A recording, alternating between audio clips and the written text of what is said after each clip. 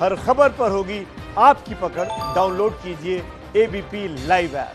नमस्कार, ABP news की इस बड़ी कवरेज में आपका स्वागत है। और ये खास कवरेज इसलिए कि आज हम आपके सामने स्वामी रामदेव को लेकर आए हैं और बहुत बड़ा दावा पतंजलि रिसर्च सेंटर ने किया है, रामदेव जी ने किया है। उन्होंने कोरोना को मात देने के लिए आयुर्वेदिक दवा बनाने की घोषणा कर दी है। नाम दिया है कोरोनिल। कोरोनिल के बारे में औपचारिक घोषणा रामदेव जी ने कुछ देर पहले हरिद्वार में एक प्रेस कॉन्फ्रेंस में की है। रामदेव जी खुद मेरे साथ इस वक्त मौजूद हैं। रामदेव जी, आपकी प्रेस कॉन्फ्रेंस हमने सुनी। आपने कहा कि 100% लोग ट्रायल में, बाकायदा क्लिनिकल ट्रायल में कोरोनिल की दवा खाने से ठीक हुए हैं। मैं ये जानना चाहता हूं कि क्या यही औपचारिक मोहर है? क्या आईसीएमआर का या हेल्थ मिनिस्ट्री का या आयुष मंत्रालय का इस पर अप्रूवल नहीं चाहिए होता है?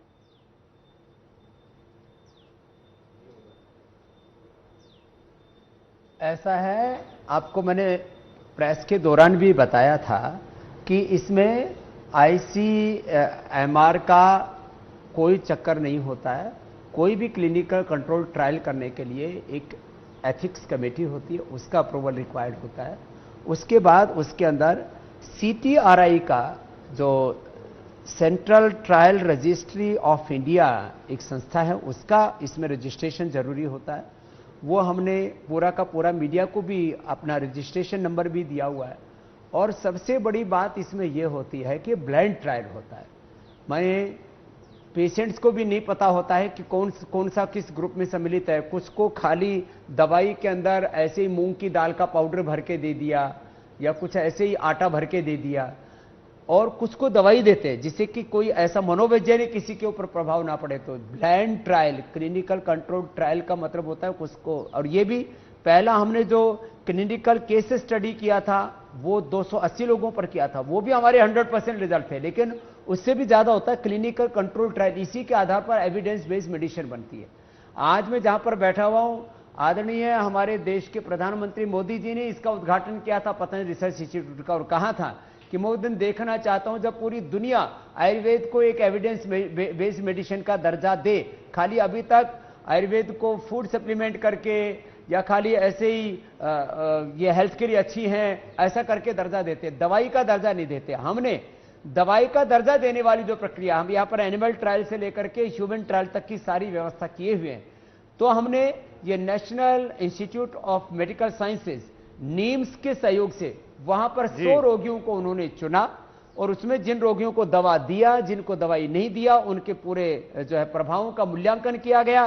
3 दिन में 69% और 7 दिन में 100% पेशेंट रिकवर हो गए, पॉजिटिव से नेगेटिव हो गए, किसी को कोई हार्म नहीं हुआ, 0% डेथ रेट था। ये बड़ी बात है और इसलिए दावा नहीं है ये सारे कोरोना की पहली आयुर्वेदिक, ये किस एज ग्रुप के एविडेंस बेस्ड मेडिसिन है सुमित भाई। सब यंग थे, बुजुर्ग थे, इनके अंदर कोई इम्यूनिटी डिफिशियंसी तो नहीं थी, इम्यूनिटी कॉम्प्रोमाइज तो नहीं थी क्या? ये बड़ी बात है।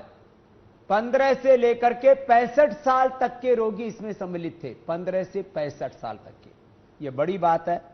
और उसमें एक और भी बड़ी बात है कि इन्होंने कोई प्राणायाम आदि नहीं किया। हमने पहले प्राणायाम से भी रोगियों को अच्छा किया, 7 दिन में उससे भी लोगों को नेगेटिव किया था, लेकिन इनको कोई प्राणायाम नहीं करवाया गया और सघन इनको जिसको कहते हैं निरीक्षण में रखा गया। तो ये जो अब जो हमने ट्रायल किया है, क्वेश्चनिंग जिसको भी करना हो हम सबका आंसर करने के लिए तैयार है, कोई लुका छुपी नहीं की है। देखो सुमित भाई, यहां मेरे सामने ये काकड़ा सिंगी से लेकर के और पूरा का पूरा रुदंती से लेकर के दालचीनी से लेकर के इसके जो भी औषधीय कंपोनेंट्स हैं, और इसके अंदर कुछ मिनरल्स भी हैं, ये जो है सीप से लेकर के, कौड़ी से लेकर के, गोदंती से लेकर के, वो सारी चीजें और सारे प्लांट्स भी यहां पर मैंने रखे हुए हैं, अश्वगंधा, शतावर, तुलसी, जिनके द्वारा हमने दवाई तैयार की। वो सारे कंपोनेंट्स, सारे जो है फाइटोकेमिकल्स, ऐसे कोई केमिकल नहीं है इसके अंदर, लेकिन रासायनिक जो संगठन होता है उसको, रासायनिक संरचना को एलोपैथी में फाइटोकेमिकल्स बोलते हैं, फाइटोमेटाबोलाइट्स बोलते हैं। इन सारे एक्टिव कंपोनेंट्स को भी हमने पूरा का पूरा एक एक के क्या क्या प्रभाव, उसका भी मूल्यांकन किया हुआ है। और सारा रॉ मटेरियल मैंने अपने सामने रखा हुआ है, कोई भी इसको देख सकता है। ये अश्वगंधा है, जिसके अंदर तो से हमने बिफेनोल निकाला। स्वामी जी, ये गिलोय है इस दवा में जिसका नाम आपने कोरोनिल दिया है, छिपी का खेल इसमें क्या क्या चीजें हैं? क्या सब जड़ी बूटियां हैं? क्या सब घर में आसानी से मिलने वाली चीजें हैं, उनका मिश्रण है? क्या क्या चीजें हैं? हाँ, 100%, 100%, हाँ 100% आयुर्वेदिक चीजें हैं। इसमें गिलोय है, तुलसी है, अश्वगंधा उसी का एक्सट्रैक्ट है और इसी का हमने ट्रायल किया था। और ये खाली अकेला कोरोनिल नहीं है, इसके साथ ये स्वासारियल, ये 3 चीजें दी गई थी। माने एक तो ये अश्वगंधा गिलोय तुलसी का एक्सट्रैक्ट दिया गया था, वो कोरोनिल में है। एक स्वासारी दिया गया था जो स्वासारी के अंदर है, और एक ये अणु तेल नाक में डाला गया था, 3-3 बूंद अणु तेल की सुबह खाली पेट, 3-3 गोली सुबह दोपहर शाम स्वासारी, और 3-3 गोली कोरोनिल। ये पूरी फुल डोज है उसकी, जो मैं आपको बता रहा हूं। अब एक बात और हाथ जोड़ के प्रार्थना कर रहा हूं, किसी भी एज ग्रुप के पतंजलि कोरोना आरोग्य केंद्र हमारे पॉजिटिव के लिए पूरे देश यही डोजेज रहेंगे, हमारे केंद्र है सबके लिए। हाँ, वो मैं बता रहा हूं। तो एक हाथ जोड़ करके एबीपी, क्योंकि पूरे देश में गांव-गांव तक देखा जाता है, दूर दूर तक, और इस समय सब लोग देख रहे हैं। लोगों ने लाइन लगानी शुरू कर दी हमारे सेंटर्स की बाहर। मैंने कहा भाई 7 दिन में दवाई मिलेगी, अभी 7 दिन के अंदर हम सब जगह उपलब्ध करा देंगे। और सोमवार से ऑर्डर में हमें एक ऐप लॉन्च कर रहे हैं, उसके माध्यम से घर बैठे आप मंगाएंगे तो 1 से लेकर के मैक्सिमम 2-3 दिन में आपकी दवाई घर बैठे भी हम पहुंचा देंगे। तो कुछ लोग अभी सेंटर्स से मुझे फोन आने शुरू हो गए, वहां पैनिक हो गया कि अभी हमको दवाई मिल जाए, बाद में मिलेगी कि नहीं मिलेगी, कितना समय लग जाएगा। स्वामी जी, पूरी दुनिया दवाई का इंतजार कर रही है। आप घोषणा करेंगे कि आपने दवाई का आविष्कार कर लिया है, दवाई बना ली है, तो जाहिर तौर पर भीड़ तो लगी जानी है, और वैसे भी आप इतने पॉपुलर हैं। अब एक बात और बताइए ना, सारी दुनिया आपको देख रही है, ये 3 चीजें आपने कही, एक तो कोरोनिल है, एक सॉसरी है, और एक कान में डालने नाक में डालने वाली दवा है। ये तीनों लेनी पड़ेंगी, और इनका प्राइस क्या है? ये तीनों का एक साथ मिलके प्राइस होगा या अलग अलग मिलेंगी? अणु तेल है जी, इनका दाम भी तो बताइए। ये तीनों अलग अलग हैं और एक ही किट में डाल दिए, इसका नाम हमने रख दिया कोरोना किट। एक ही किट में डाल दिए, ये तीनों एक ही के अंदर हैं। इसका दाम है कुल मिलाकर के 400 रुपए कोरोनिल का है, 120 रुपए स्वासारी का है, और 15 रुपए का ये अणु तेल है। हम इसको 15 रुपए नहीं, इसको 150 रुपए का भी देते तो लोग लेते, इसको 120 रुपए का नहीं, ये 500 रुपए का भी देते तो लेते, इसको 1000 की भी देते तो लोग लेते। लेकिन कुल मिलाकर के 400, 520 और 15, 35, 535 रुपए की ये कुल तीनों औषधियां हैं, मात्र 535 रुपए की। तो ये हमने कोई व्यापार के लिए नहीं बनाया, कितने दिनों तक खानी है? बनाया है, जब तक नेगेटिव नहीं हो जाएंगे तब तक खानी है। आज 500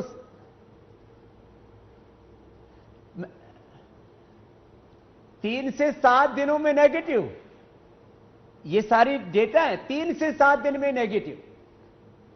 तो एक जो डोज हमने चल जाएगी दी ये कोरोना किट में, ये इसके लिए सफिशिएंट है। इसके अंदर ये जो दवाई है 7 दिन से ज्यादा ही चल जाएगी ये 7 दिन से ज्यादा ही चल जाएगी। पूरी किट खा ले तो उससे उनका रेस्पिरेटरी सिस्टम, क्योंकि इसका काम क्या है, स्वासारी जो है ये हमारे रेस्पिरेटरी सिस्टम के ऊपर काम करता है, और कोरोनिल रेस्पिरेटरी के साथ साथ हमारे पेट के ऊपर, पेनक्रियाज के ऊपर, इम्यूनिटी के ऊपर, और जो सर्दी जुकाम कफ जो कॉम्प्लिकेशन है इसके ऊपर, स्ट्रेस को कंट्रोल करने में, हार्ट को, बीपी को कंट्रोल करने में काम करता है। तो कोरोना के कॉम्प्लिकेशंस और लो इम्यूनिटी और पूरी बॉडी उसको एकदम से ये सपोर्ट करता है। तो एक साथ ये रेस्पिरेटरी सिस्टम को क्लीन करने का काम करता है अणु तेल। तो ये तीनों दवाइयां मिलकर के एक साथ इसके ऊपर काम करते हैं, इसलिए किसी भी प्रकार से कोई इसके अंदर कोई भ्रांति रखने की आवश्यकता नहीं, किसी भी प्रकार से दुष्प्रभाव का तो कोई प्रश्न ही नहीं है इसके अंदर। तो एक कोरोना वैसे भी आयुर्वेदिक और होम्योपैथिक दवाइयों में भाग जाएगा, और जो साइड इफेक्ट्स कभी माने जाते हैं। स्वामी जी, मैं एक चीज और जानना चाहूंगा आपसे, क्योंकि आप लोग लगातार अंतर्राष्ट्रीय बड़ी बड़ी कंपनियों को चुनौती देते हैं। आप तो बाकायदा प्रेस कॉन्फ्रेंस में नाम लेके आलोचना करते हैं कि कोलगेट का गेट बंद कर दूंगा, हिंदुस्तान लीवर का ये कर दूंगा। अब आज की तारीख में जब आप ये दवा बनाने का दावा कर रहे हैं, क्या आपको लगता नहीं कि आपके जो विरोधी हैं, खासकर दवा मार्केट में, वो इस दवा को नेस्तनाबूद करने के लिए भी कोशिशें की जाएंगी। इस तरह की खबरें भी आएंगी कि दवा बेकार है, नहीं चलेगी, या बाबा का दावा झूठा है। उसके लिए क्या तैयारी है?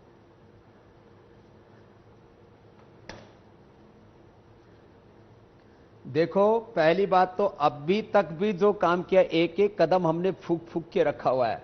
आपको पता है कि मेरे 3 तरह के विरोधी हैं। एक, आइडियोलॉजिकली जो मेरे से डिफरेंस रखते हैं, जो उसको जो है लेफ्टिस्ट बोलो, कुछ सोशलिस्ट बोलो, कुछ और अपॉर्चुनिस्ट बोलो, अलग अलग तरह के लोग हैं। दूसरे, ईर्ष्या के कारण से कि स्वामी रामदेव आचार्य बालकृष्ण ने एक ऐसे कर दिया। और तीसरा, ये ठीक है कि इस समय जो मेडिकल साइंस इसको लीड कर रही है एलोपैथी, लेकिन हमने ये जो काम करा है, ये पहला भी जो रिसर्च हुआ है, ये नीम्स वो एलोपैथी का ही जो है, मैंने कहा सबसे बहुत बड़ा वो एलोपैथी का ही यूनिवर्सिटी है। वहां पर एमबीबीएस एमडी आदि करवाते हैं। तो ये national institute of medical science, ये एलोपैथी का ही हॉस्पिटल है, पूरा का पूरा यूनिवर्सिटी है पूरी। तो एलोपैथी में भी कुछ लोग खाली कि आयुर्वेद कैसे आगे बढ़ जाएगा। तो एक तरह से इन संघर्षों में आदमी नहीं पिसना चाहिए। और भाई स्वामी रामदेव ने कुछ भी गलत किया तो फांसी पे लटका दो, लेकिन भाई जब तुम्हारे पैरामीटर्स, तुम्हारी मतलब मेडिकल साइंस के 100% पैरामीटर्स को हम फॉलो कर रहे हैं, तो भाई फिर भी आप विरोध करो, ये तो गलत बात है। अरे उन लोगों को तो देखो, लोग कितने पैनिक में हैं, कितने परेशान हैं। आपको खुशी होनी चाहिए कि कम से कम कहीं से एक आशा की किरण तो मिली लोगों को। वैक्सीन खोजने में दुनिया की बड़ी बड़ी सरकारें, जिनके पास हजारों लाखों करोड़ के बजट हैं, प्रोजेक्ट्स हैं, वो लोग लगे हुए हैं। हम फकीरों ने ये खोदी है औषधि, तो इसके लिए शुक्रिया करना चाहिए आयुर्वेद का। यही मैं बोलने वाला था स्वामी जी, ये बहुत बड़ी बात है कि दुनिया भर के बड़े बड़े मुल्क बड़े बड़े रिसर्च कर रहे हैं कोरोना की दवा खोजने के लिए। न जाने कितने अरबों डॉलर खर्च किए गए हैं, और ये दवा हिंदुस्तान में आयुर्वेद ने खोज डाली, पतंजलि ने खोज डाली। तो वाकई में ये बहुत बड़ा हिंदुस्तान के लिए भी और अपने आयुर्वेदिक सिस्टम के लिए भी एक बहुत बड़ी सफलता की बात होगी। मैं थोड़ा आगे बढ़ना चाहूँगा स्वामी जी यहाँ से। मैं ये जानना चाहता हूँ, क्या आपको लगता है कि आयुर्वेदिक सिस्टम किसी भी चीज़ पर, चाहे वो एलोपैथिक हो चाहे वो होम्योपैथिक हो, उन तमाम चीज़ों पर ज़्यादा भरोसेमंद है, उन तमाम चीज़ों पर से ज़्यादा कारगर साबित होता है अगर बचपन से आयुर्वेदिक की चीज़ें सिखाई जाएं, पढ़ाई जाएं, बताई जाएं? हमारी सरकारों ने भी शायद आयुर्वेदिक सिस्टम को लेकर वो दिलचस्पी नहीं दिखाई जो एलोपैथिक को लेकर दिखाई।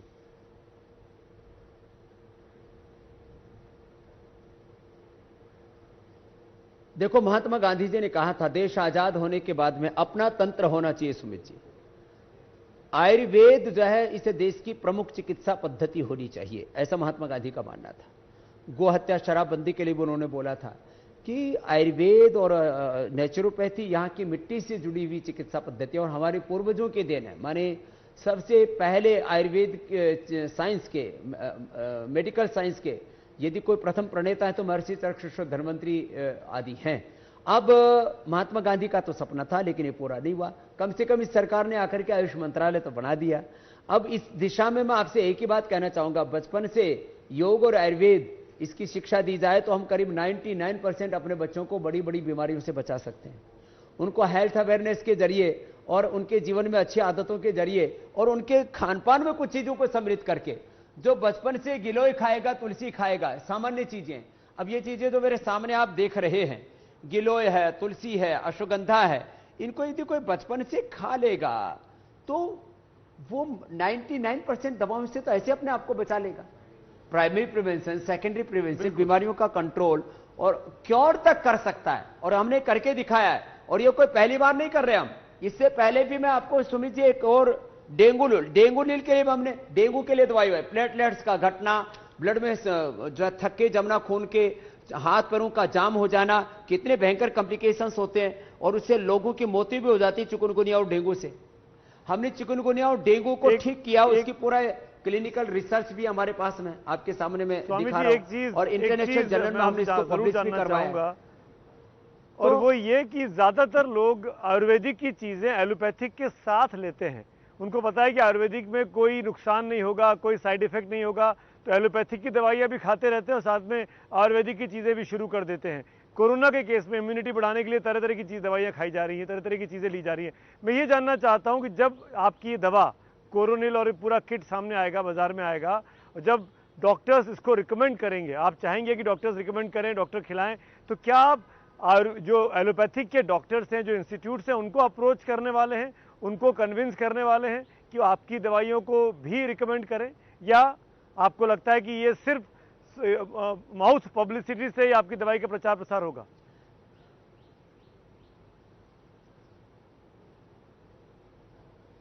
देखिए, पहली बात तो यह है कि दवाइयों का प्रचार प्रसार ऐसे कोई विज्ञापनों के जरिए नहीं होता है। इसका पूरा एक जो है मेडिकल सिस्टम होता है कि किस तरह से किसी दवाई को रिकमेंड किया जाता है, उसके पीछे के क्लिनिकल कंट्रोल ट्रायल्स को बता करके और उसके पूरे साइंटिफिक बैकग्राउंड के साथ में उनको मेडिकल रिप्रेजेंटेटिव्स होते हैं, वो डॉक्टर्स को जाके बताते हैं। वैसे तो आजकल डॉक्टर्स सब जो है रिसर्च पेपर्स को पढ़ लेते हैं, तो ये पूरा का पूरा जो रिसर्च हम इसको पब्लिश भी करेंगे, इंटरनेशनल जर्नल्स में भी हम इसको पब्लिश करेंगे, तो डॉक्टर्स भी खुद प्रिस्क्राइब करेंगे और मैं तो कहता हूं खुद डॉक्टर भी खाएंगे। डॉक्टर संकट में भाई, डॉक्टर, पैरामेडिकल स्टाफ, हमारी पैरामिलिट्री, मिलिट्री, सारे जो है सफाई कर्मचारी बेचारे, और उनको भी जरूरत है। मैं तो कह, ये खाली कोरोना के ट्रीटमेंट के लिए, उसके प्रिवेंशन के लिए भी है। ये छोटे बच्चों को ठीक है, आपने बोला, जैसे जिसकी एज ही अभी 7-8 साल की, 10 साल के छोटे बच्चे को होगा तो उसको एक एक गोली देनी पड़ेगी। ये जो बड़ी उम्र के लोग हैं उनके लिए फुल डोज मैंने बताई। अब कोई कोरोना होने से पहले भी इनको खा लेगा स्वासारी को और कोरोनिल को, तो उसका रेस्पिरेटरी सिस्टम, उसका इम्यून सिस्टम इतना स्ट्रांग होगा कि पहले तो उससे वो संक्रमित ही नहीं होगा, और संक्रमित हो भी गया तो भी ठीक हो जाएगा। बड़ी बात, तो इसलिए बड़ी बात इसके लिए वैसे हमने गिलोय, अश्वगंधा, तुलसी, घनवटी और ये दवा स्वासारी पहले भी खा सकते हैं। कोरोना पॉजिटिव होने के बाद तो खा ही सकते हैं, लेकिन कोरोना अगर से बचना है तो भी ये दवा आपकी जो किट है, कोरोना किट, इसका इस्तेमाल कर सकता है।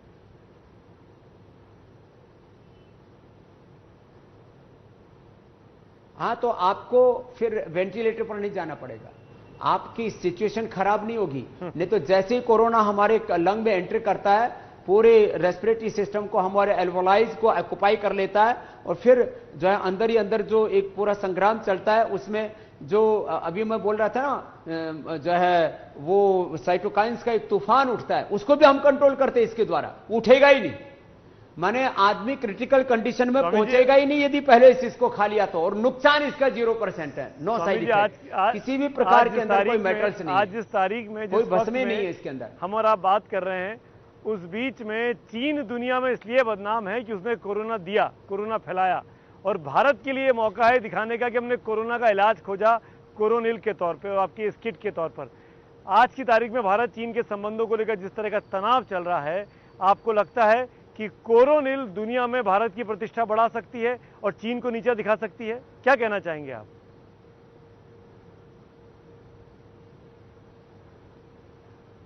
देखिए, पूरी भारत की प्रतिष्ठा बढ़ाने से लेकर के मानवता को इस रोग से बचाने से लेकर के कितनी बड़ी सेवा का काम है ये। अब इसमें मैं कह रहा हूं साइंटिफिक जो भी क्वेश्चनिंग है वो होनी चाहिए, लेकिन ये एक बहुत बड़ी ताकत है अपने आयुर्वेद में। अरे स्वामी रामदेव का नाम मत लो, आचार्य बालकृष्ण का, पतंजलि का नाम मत लो, अरे नाम के लिए नहीं ना, काम तो करो भाई, पूरी दुनिया की सेवा तो करो, बचाओ लोग किस तरह से पीड़ित हैं।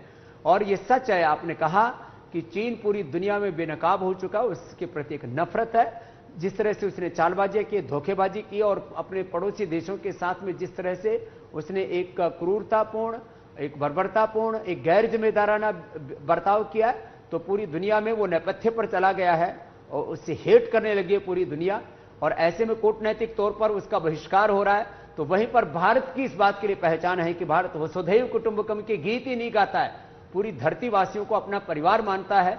इसी भाव से मैंने कहा, हमने भी ये कोई व्यापार के लिए नहीं, एक परिवार भाव से उपचार के लिए औषधि बनाई है। इससे निश्चित रूप से भारत का यश गौरव बढ़ेगा और पूरी दुखों से त्रस्त इस मानवता को इस रोग से निजात मिलेगा। इससे क्योंकि मैं चीन के बारे में आपसे बात कर रहा हूं स्वामी जी, हमारी पूर्व ऋषियों की प्रतिष्ठा बढ़ाने वाला एक कदम पतंजलि की ओर से उठाया गया। आज के इस ग्लोबल, जब दुनिया एक ग्लोबल विलेज बन गई है, एक दूसरे के ऊपर डिपेंडेंसी है, WTO के नॉर्म्स हैं, क्या आपको लगता है कि चीन के बगैर हिंदुस्तान का व्यापार, हिंदुस्तान का व्यापारी सस्टेन कर पाएगा चीन की सामान के बगैर?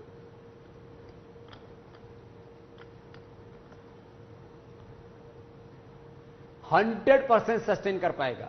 सुमित जी, मैं जितना आयुर्वेद शास्त्र, योगा शास्त्र के बारे में जानता हूं, कृषि शास्त्र के बारे में उतना ही आपको पता है।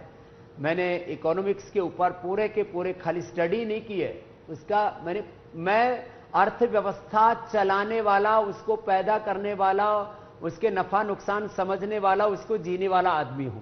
योग के साथ उद्योग में जानता हूं, इसलिए मैं आपको कह रहा हूं 1 साल से लेकर अधिकतम 2 साल में, चाहे वो इलेक्ट्रॉनिक प्रोडक्ट्स हैं, चाहे वो मोबाइल हैं, ऑटोमोबाइल हैं, चाहे वो मेडिकल इक्विपमेंट्स हैं, चाहे मेडिसिन्स हैं, चाहे अलग अलग प्रकार के जो भी रॉ मटेरियल्स हैं जो चाइना में होते हैं, वो सारे के सारे हम अपने देश में वो उपलब्ध हैं। जहां तक मैन्युफैक्चरिंग का प्रश्न है, कॉस्टिंग का प्रश्न है, इकोनॉमिक वायबिलिटी का प्रश्न है, वो सब भी हो सकता है। भारत सरकार को इंपोर्ट ड्यूटी बढ़ानी पड़ेगी, यहां जो चाइना का विकल्प कराएंगे उनको, पर ये बेहतर नहीं होगा स्वामी जी देनी पड़ेगी और इंफ्रास्ट्रक्चर को डेवलप करना पड़ेगा। को ये बोले कि ये दवाई मत लो, ये सामान मत लो कि चीन में बना है, सरकार के लेवल पर ही चीजें तय हो जाएं, सरकारी संबंध विकसित कर ले आर्थिक तौर पर चीन के साथ, कि हम कुछ नहीं लेंगे।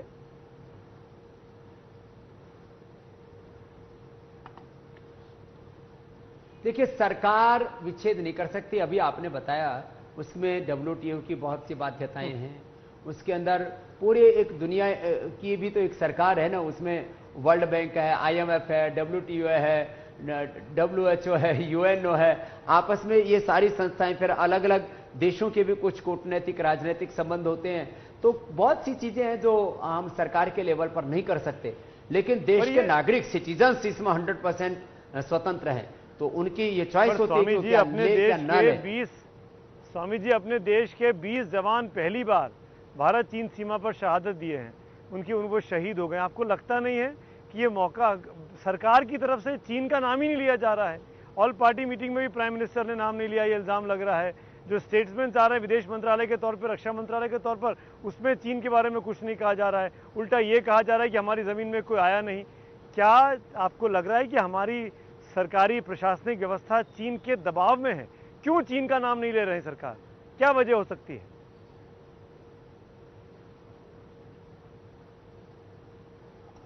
ऐसा देखो, हम और आप यदि है ना इस बात के लिए, सारे काम नरेंद्र मोदी जी करेंगे, सरकार करेगी, तो समाज क्या करेगा, मीडिया क्या करेगा? क्या हम इस देश के हिस्सा नहीं है? दूसरी बात, हमारे जवान जो वहां पर शहीद हुए, उनका पूरा सम्मान के साथ हमने जो देश के लिए कुर्बान हुए, उनको हमने जो है श्रद्धांजलि दी है, कृतज्ञता प्रकट की उनके प्रति।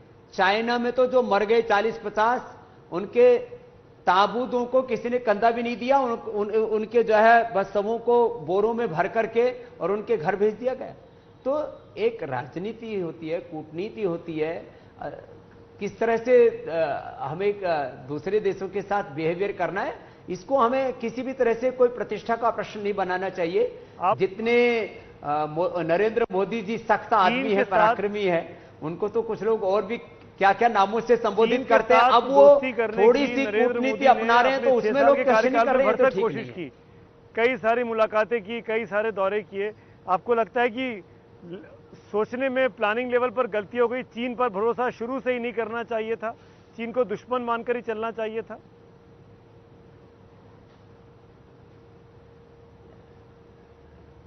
देखिए, अब ऐसे हर एक को दुश्मन मानेंगे तो देश को चलाने में दिक्कत आएगी। और अभी भी मुझे लगता है चाइना भी समझता है कि भारत की क्या ताकत है। अभी 1960 और 70 का भारत नहीं है, अभी भारत उसके आमने सामने के मुकाबले में खड़ा हुआ है, और हम चीन के भीतर घुस करके भी उसको मात दे सकते हैं। और वो यदि परमाणु ताकत से हमें डराता है तो चीन को हम 10 बार खत्म कर सकते हैं, इतने परमाणु बम हमारे पास में भी है। तो किसी भी तरह से भारत कहीं कमजोर नहीं है, लेकिन पूरी दुनिया में भी भारत की एक प्रतिष्ठा है, और कभी भी भारत ने वो अपनी प्रतिष्ठा गिरने नहीं दी है। चाहे कांग्रेस का राज रहा हो, चाहे बीजेपी का राज रहा हो, चाहे एनडीए, यूपीए, कोई भी गवर्नमेंट रही हो, इसमें कोई फर्क नहीं पड़ता है। भारत की प्रतिष्ठा एक अलग विषय होता है। तो भारत एक बहुत ही शक्तिशाली राष्ट्र है, और एक संप्रभुता संपन्न ऐसा राष्ट्र जिसको पूरी दुनिया के लोग ये कहते हैं कि भारत में अब लोकतंत्र परिपक्व है। दुनिया का सबसे बड़ा लोकतांत्रिक देश है भारत। चीन की आबादी भले ही बड़ी हो, आने वाले वक्त तरह की तानाशाही है, आजीवन जो है चीन के साथ दोस्ती होनी चाहिए या तनाव रहना चाहिए? क्या होना चाहिए? चीन के साथ भारत का रुख क्या होना चाहिए आने वाले वक्त में?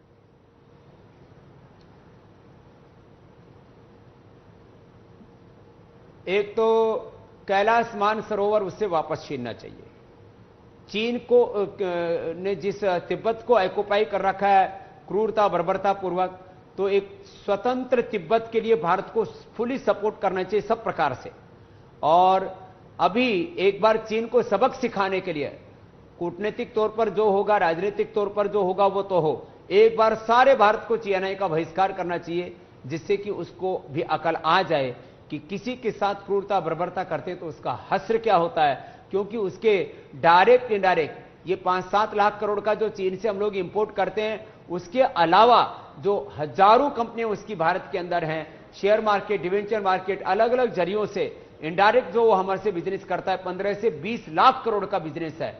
पूरा चाइना की अर्थव्यवस्था की रीढ़ की हड्डी हम तोड़ सकते हैं। तो एक बार तो उसको मुंह तोड़ जवाब देना पड़ेगा, उसके बाद आगे देखते हैं क्या होता है। बाकी चीन के नागरिकों से हमारी कोई नफरत नहीं है, लेकिन वहां का नेतृत्व बहुत ही जाहिल किस्म का है, उसको तो एक बार जवाब देना ही चाहिए। सुमित भाई, चीन को जवाब देना ही चाहिए। स्वामी जी, शुक्रिया कहूंगा और इस बधाई के साथ कि आपने एक बहुत बड़ा काम किया है, और अब ये उम्मीद करते हैं कि आपके विरोधी भी, आपके चाहे किसी भी किस्म के विरोधी क्यों ना हो, वो ये माने कि ये जो दवा बनी है कोरोनिल, ये वाकई में कोरोना के इलाज के लिए एक रामबाण रामदेव जी ने दे दिया है। बहुत बहुत धन्यवाद एबीपी न्यूज से बात करने के लिए स्वामी जी।